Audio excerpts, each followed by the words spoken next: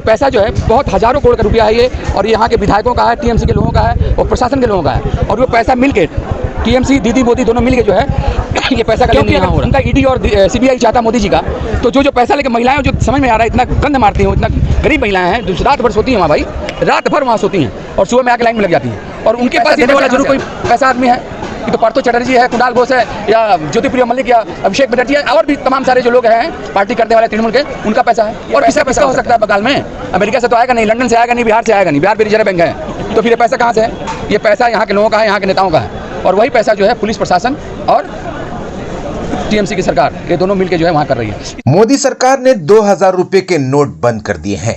2000 के नोट बदलवाने के लिए कोलकाता में रिजर्व बैंक के बाहर भारी भीड़ लगी रहती है। इनमें कुछ ऐसे भी लोग हैं जो देखने में तो बेहद गरीब और फटे हाल लगते हैं, लेकिन वो रोजाना 20-30 हजार रुपए के नोट चेंज करवा रहे हैं। इस तरह के लोग रोजाना लाखों करोड़ों के नोट बदलवा रहे हैं, जिस पर पश्चिम बंगाल कांग्रेस के सीनियर नेता संतोष पाठक ने सवाल उठाए हैं। कोलकाता के 50 नंबर वार्ड के काउंसिलर संतोष पाठक ने आरोप लगाया है कि यह पैसा टीएमसी के नेता और पुलिस प्रशासन के बड़े अधिकारियों की काली कमाई का पैसा है, जिसे वो गरीब लोगों को चंद पैसों का लालच देकर रिजर्व बैंक से बदलवा रहे हैं। कांग्रेस नेता ने दावा किया कि ये करोड़ों रुपए का गोरख धंधा है, जिसमें टीएमसी और बीजेपी दोनों मिले हुए हैं। संतोष पाठक ने कहा कि अगर इस रैकेट में बीजेपी शामिल नहीं होती तो अब तक ईडी और सीबीआई इस मामले की जांच करने के लिए मैदान में कूद पड़ते। उन्होंने काले धन को रिजर्व बैंक से सफेद बनाने के इस रैकेट की हाई लेवल जांच करवाने की मांग की है। बता दें कि चंद दिन पहले नोट बदलवाने के मुद्दे पर रिजर्व बैंक के सामने भारी हंगामा हुआ था। कुछ महिलाओं पर कुछ गुंडों ने हमला कर दिया था। आरोप है कि महिलाओं पर हमला करने वाले टीएमसी के समर्थक थे। खबर पाकर जब स्थानीय काउंसिलर संतोष पाठक घटनास्थल पर पहुंचे थे तो उन पर भी हमला किया गया था, जिसके बाद टीएमसी और कांग्रेस समर्थकों के बीच जमकर मारपीट हुई थी। इस मामले में पुलिस के रवैये पर भी सवाल उठ रहे हैं। आरोपियों को गिरफ्तार करने के बजाय हमले का शिकार हुए और मामले को संभालने की कोशिश कर रहे संतोष पाठक पर ही केस दर्ज कर दिया गया है। पुलिस के इस रवैये के खिलाफ संतोष पाठक के नेतृत्व में कांग्रेस समर्थकों ने बैंक्सल कोर्ट के सामने से एक रैली निकाली, जिसमें भारी तादाद में कांग्रेस समर्थकों के साथ साथ आम लोग भी शामिल हुए। इस मौके पर संतोष पाठक ने पुलिस को चेतावनी देते हुए कहा कि अगर 10 दिनों के अंदर पुलिस ने महिलाओं पर हमला करने वालों को गिरफ्तार नहीं किया तो हम लोग थाने का घेराव करेंगे। संतोष पाठक ने मामले को हिंदू मुस्लिम का रंग देने की कोशिश करने वालों को भी लताड़ लगाई है।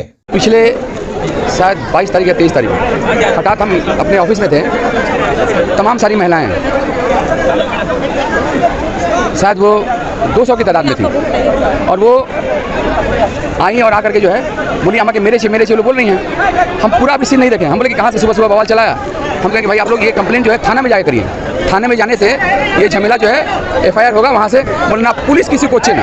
उसको तमाम सारी महिलाएं जो थी वो सब बंगाली थी, उसमें नॉन बंगाली एक भी नहीं थी, और कोई भी इस 45 नंबर वार्ड का या 46 नंबर का वोटर नहीं था। वो तमाम सारी महिलाएं जो थी, कोई कल्याणी से आई थी, कोई कैनिंग से आई थी, कोई वेडिया से आई थी, कोई और तमाम से जगहों से आई थी, और सारी मैंने बंगाली बोलने वाली थी।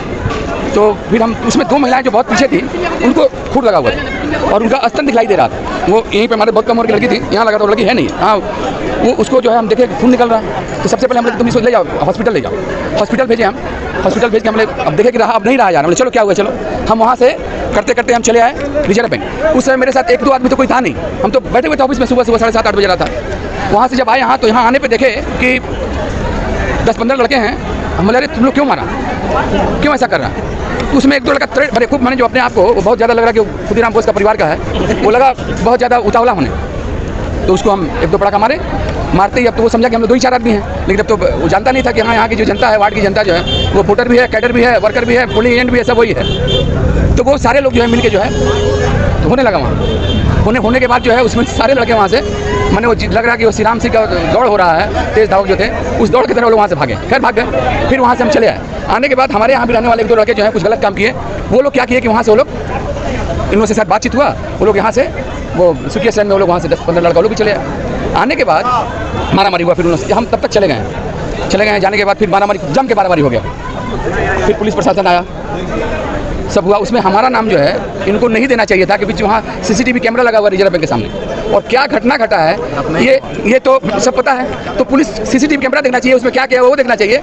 एफआईआर मेरे ऊपर ही हुआ, एफआईआर मेरे ऊपर हुआ। पिछले कल हम चूँकि सामने निर्वाचन इलेक्शन है तो इसलिए बेल लेना पड़ा, तो हम कल बेल भी लिए, अयान में दिया भी है। लेकिन हम ये जानते नहीं थे कि प्रशासन जो है और ये टीएमसी के जो लोग हैं, ये पैसा जो है बहुत हज़ारों करोड़ का रुपया है ये, और यहाँ के विधायकों का है, टीएमसी के लोगों का है और प्रशासन के लोगों का है। और वो पैसा मिल के टीएमसी, दीदी मोदी दोनों मिल के जो है ये पैसा का लेन देन यहाँ हो रहा। क्योंकि अगर उनका ईडी और सीबीआई चाहता मोदी जी का, तो जो पैसा लेकर महिलाएं, जो समझ में आ रहा है इतना गंद मारती हैं, इतना गरीब महिलाएं हैं जो रात भर सोती हैं वहाँ भाई, रात भर वहाँ सोती हैं और सुबह में आके लाइन में लग जाती हैं, और उनके पास ये पैसा कहाँ से आता है?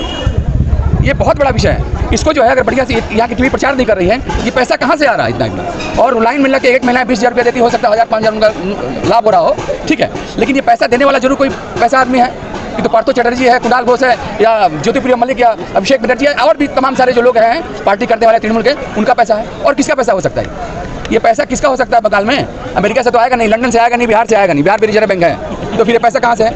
ये पैसा यहाँ के लोगों का है, यहाँ के नेताओं का है, और वही पैसा जो है पुलिस प्रशासन और टीएमसी की सरकार के दोनों मिलकर जो है वहाँ कर रही है। इसमें हमारे वार्ड के बच्चे 2-4 हैं जो दूसरी पार्टी को करते हैं, लेकिन वो उनको हम, ये आज जो मीटिंग हुआ, उनको उनके पिताजी हमारे बहुत खास, उनके परिवार के लोग मेरे बहुत प्रिय हैं। हम ये चेतावनी देने के लिए पुलिस प्रशासन को आए थे कि 10 दिन के अंदर आप लोग सीसीटीवी कैमरा देखोगे, जिन लोगों ने उन महिलाओं के ऊपर अत्याचार किया है उनको आप ये संदेश खाली, और जो भी बनाने वाला पुलिस डिपार्टमेंट है ना, पुलिस अगर पहले ही से कंट्रोल करता है ये सब्जी को तो नहीं होता।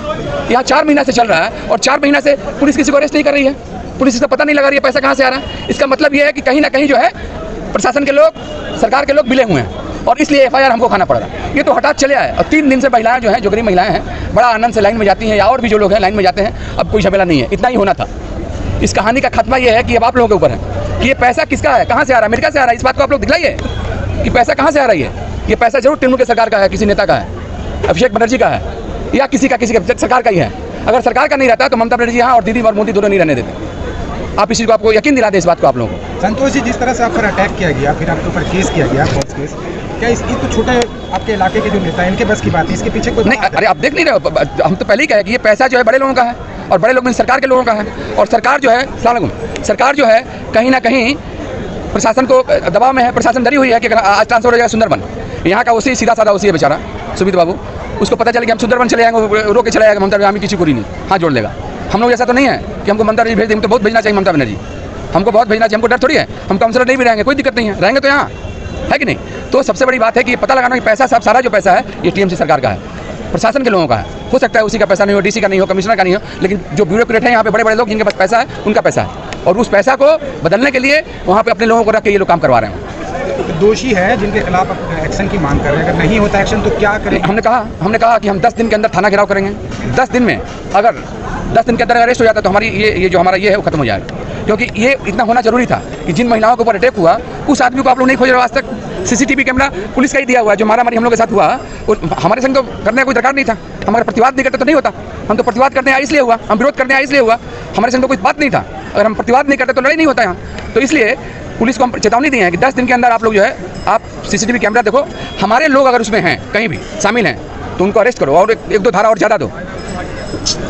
लेकिन और जो लोग हैं जिस पार्टी के भी हों, वो चाहे टीएमसी के हो, बीजेपी के हो, कांग्रेस के हो, महिलाओं के ऊपर अत्याचार हुआ उसका प्रतिवाद होना चाहिए और अरेस्ट होना चाहिए। मामले को हिंदू मुस्लिम का भी रंग देने की कोशिश की जाए। हाँ, जिस दिन घटना घटा तो कुछ लड़के हमारे साथ रहते हैं, बहुत गलत काम किए वो लोग। हम तो बार बार बोलते हैं, मना भी किए गए, हमको पता नहीं था वो लोग यहाँ चले आएंगे। यहाँ चले आए झमेला करने के लिए, उनको से मारा मारी। उसके बाद क्या हुआ कि यहाँ जो वो लड़का है वो, हालांकि उनके फादर मेरे बहुत ही करीबी हैं, लेकिन वो लड़का यहाँ पे आके बोल रहा है कि कौम की बात है, इज्जत का बात है, कौम का बात है, हिंदू मुसलमान करने की कोशिश किया गया। यहीं के जो लोग हैं जो फुटपाथ पे बैठते हैं, मुस्लिम भाई हैं, वो हमको फ़ोन किया 5-10 लोग कि संतोष ऐसा बात है, आप नहीं करिएगा तो ठीक नहीं होगा, आप आके फिर मीटिंग जरूर कीजिए यहाँ पे, क्योंकि यहाँ पे ऐसा लगा है। तो ये बात ठीक नहीं है, और हमारे बारे में सब लोग जानते हैं कि इस नेचर के हम लोग नहीं हैं, कभी भी ये हम लोग का नेचर नहीं रहा है। बराबर हम लोग एक परिवार की तरह रहे हैं, चाहे जिस समुदाय के लोग हों, हर तकलीफ में, सुख में, दुख में हमारे साथ रहे हैं। तो इसलिए एक मीटिंग करना जरूरी था, और इसी मीटिंग के माध्यम से पुलिस को हम लोगों ने चेतावनी भी दे दी। अच्छा, आपके घटना के बाद टीएमसी की तरफ से भी एक रैली निकाली गई थी और ये कहा गया था कि जिन लोगों ने झमेला किया है वो लोग आउटसाइडर हैं, तो इस ना ये हमने धन्यवाद दिया उन लोगों को। हालांकि बहुत सारे लोग उसका विरोध कर रहे हैं कि संतोष पाठक से पैसा लेकर। संतोष पाठक 20 साल से काउंसिलर है, तो हम चाहते तो हम भी चोरी चमारी कर सकते थे, सीबीएम में चले जाते, तृणमूल में चले जाते, लेकिन हम कांग्रेस पार्टी में ही रहे। कांग्रेस पार्टी में रहे तो वो हम पैसा क्यों देंगे उनको। उनको ये समझ में आया जो स्थानीय लोग हैं टीएमसी करने वाले कि ये लोग गलत कर रहा है, तो ये तो बहुत बहुत धन्यवाद के काबिल है। ये धन्यवाद के काबिल है कि बिना अपने नेताओं से पूछे वो लोग जुलूस निकाल दिए, इसलिए उनको पता है कि घटना ऐसा गंदा घटना घटा है। तो यहाँ तो प्रतिवाद करना चाहिए हर मुस्लिम भाई को, हर हिंदू को, हर सिख को, हर ईसाई को जो भारत से प्यार करता है उसको इसका विरोध करना चाहिए कि यहाँ गलत काम हुआ है। यहाँ जात पात नहीं होना चाहिए, जात पात करना ठीक नहीं है यहाँ, क्योंकि वो जो महिलाएं थी उसमें बहुत मुस्लिम महिलाएं थी, बहुत हिंदी थी, बहुत मुस्लिम थी उसमें जो लोग लाइन में खड़ी थी। संतोष पाठक के साथ 10 लोग रहते हैं, उसमें तो 9 मुसलमान रहते हैं। हाँ, ये आश्चर्य क्या बात है, क्योंकि सुबह था, सुबह उधर से लोग नहीं थे। अगर दिन रहता तो सही में ये बात सही बात है कि हमारे साथ ज़्यादा मुस्लिम भाई मेरे साथ रहते हैं। ऐसे ही विधायक के चुनाव में हो गया था, उसे मेरे एहसान भाई नहीं है यहाँ पे, सोराब से हो गया झमेला, सोराब भाई से उसे मिले थे, लड़ गया वो एहसान भाई जो है, और ये सरफराज वगैरह जो थे लड़ गए लोग, और हमारे साथ कोई नहीं था, सारे मुस्लिम लड़के थे, ये सारे लड़के लड़ गए। तो ये बहुत बड़ा बात है, हम हिंदू मुसलमान करते नहीं हैं, और हम चाहेंगे कि इसका जो है वारा न्यारा हो, अरेस्ट हो, पता चले लोगों को कि हाँ किन लोगों ने ये काम किया था। शुक्रिया, धन्यवाद। रिजर्व बैंक की जो घटना हुई है मुस्लिम विरोधी होने का इल्जाम लगाया जा रहा है, इस पर क्या कहेंगे? देखिए, वो अपनी गुनाहों को छुपाने के लिए हिंदू मुसलमान की बात कर रहे हैं। उनसे वो पूछिए कि क्या जो आज वो मुसलमान की बात कर रहे हैं, क्या मुसलमान मज़हब इस्लाम किसी औरत पर हाथ उठाने का हुक्म देता है? कुरान कहता है कि दुनिया का सबसे बदतरीन इंसान वो है जो औरतों पर हाथ उठाए। तो आज वो जो इस तरह का हरकत किए, वो अपने ऐप को छुपा रहे हैं, अपने गुनाह को छुपा रहे हैं, हिंदू मुसलमान किया जा रहा है। और ऐसी कोई भी बात नहीं है। मैं कल भी कहता हूँ, आज भी कहता हूँ, बचपन से कहता हूँ कि संतोष पाठक अगर सेकुलर नहीं है तो शमीम अख्तर भी मुसलमान नहीं है।